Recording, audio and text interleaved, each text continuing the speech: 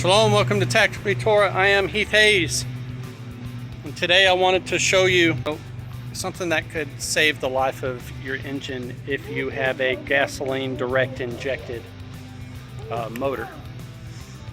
That is a GDI engine. What that means is that the gasoline is directly injected into the cylinder. You have two types of injection. Thank you, little fella.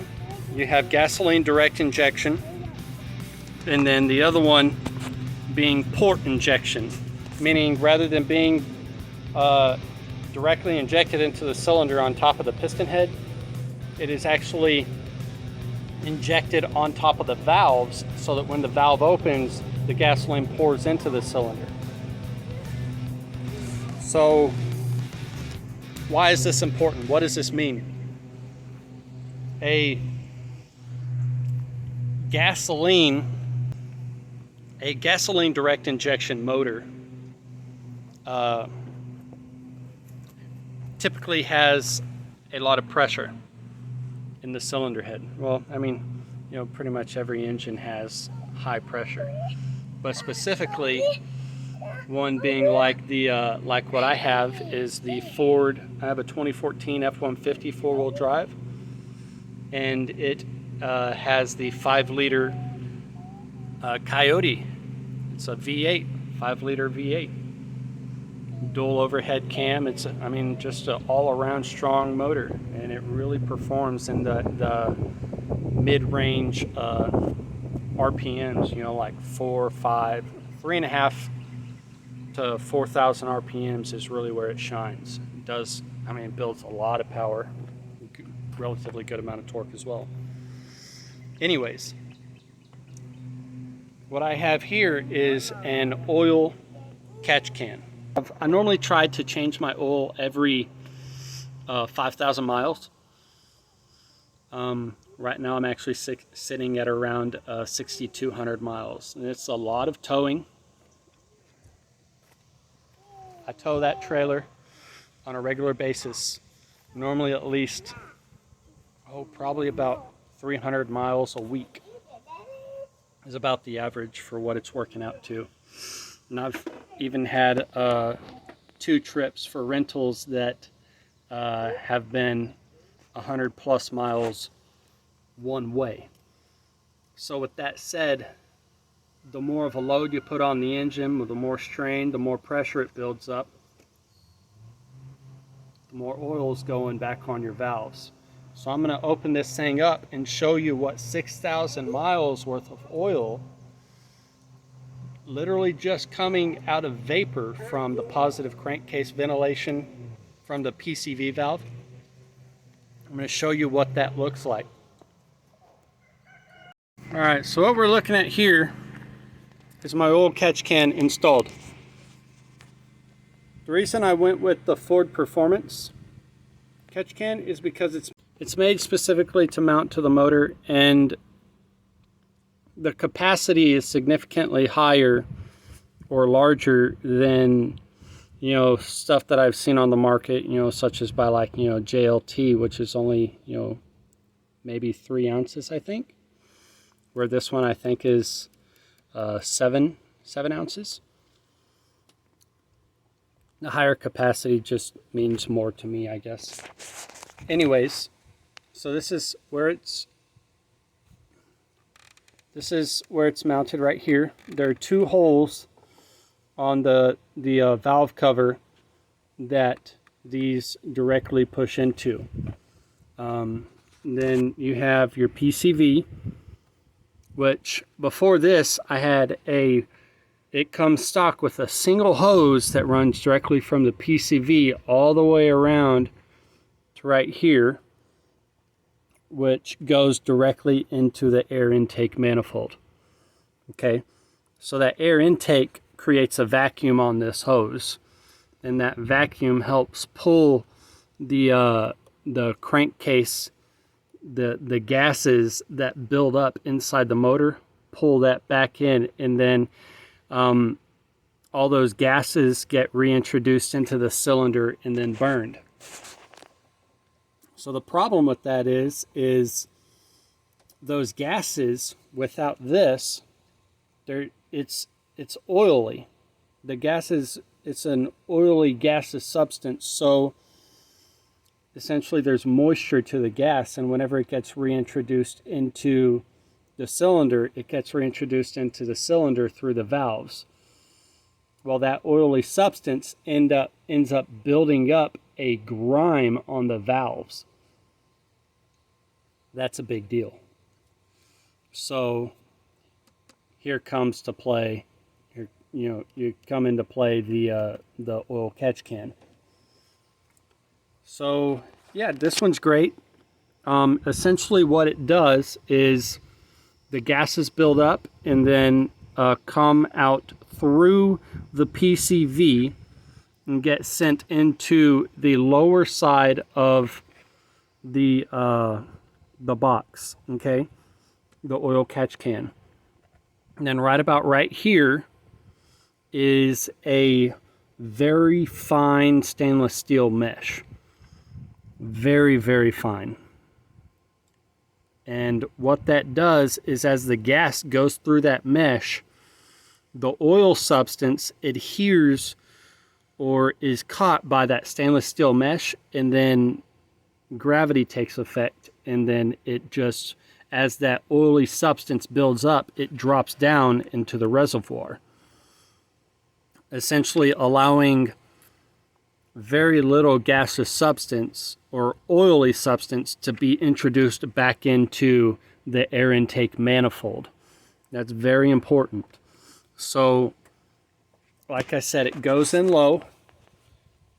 The stainless steel mesh, which is, like I said, about right there, it filters that gas, and that gas is sent oil-free back into the air intake.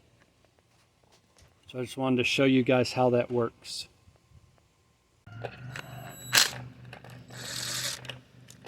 Again, I've got a 2014 F-150 with a 5-liter. Everything that I said before, as far as the oil catch can, this specific issue is like the Achilles heel of this phenomenal motor. And even the EcoBoost, when you have that twin turbo, when you have that twin turbo, it builds up even more pressure inside that crankcase.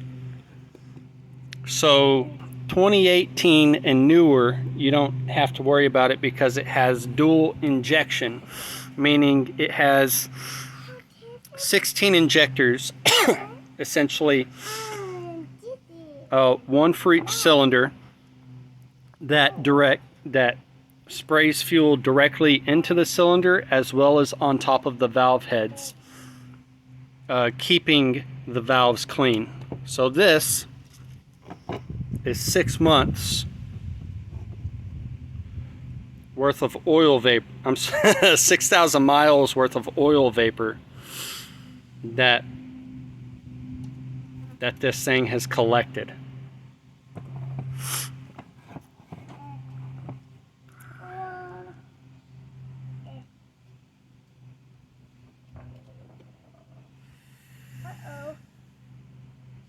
Now, mind you, this is important because all of that oil, when it gets sent back into your air intake, it gets sucked directly on top of your valves. That's something you don't necessarily want to deal with, because when you get too much oil stuck on your valves, the engine begins to lose horsepower. You could end up having deformation of the valves. A lot of pretty bad things can happen to your motor. And I'm not saying that it's absolutely going to happen. This is really a preventative maintenance, and I just empty it out every time I change my oil. So yeah, I wanted to show you guys that, let you guys be aware of it. And this is what, Of course, I gotta be silly and drop my screws. This is what that looks like. It's literally just a very fine mesh. Look at all that oil that it caught, and it just drops right back through and down into the reservoir catch. So yeah, save your motor. Like I said, I've got a 2014 F-150 with a 5-liter. Do some research on your truck and see what kind of